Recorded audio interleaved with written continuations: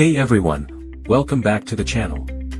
Today, we're tackling a common problem for content creators and YouTubers. Have you ever shot a video that you were really excited about, but when you watched it back, it was blurry, grainy, or just looked kinda low quality? We've all been there. Maybe it was poor lighting, a shaky hand, or an old camera that just couldn't keep up. Well, today is your lucky day.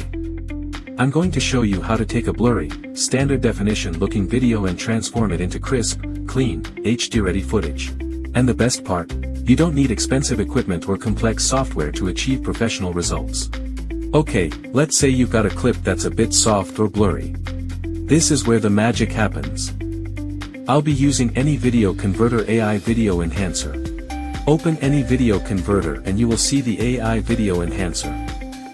Click Add Files or simply drag and drop your blurry video file right here. Now, set your output resolution. You can upscale to 1080p or even 4K. I'll choose 4K to really push the limits. Before the full render, use the preview feature on a short clip. This lets you check the AI's magic in real time. Look at that. The blurriness is gone, details are sharper.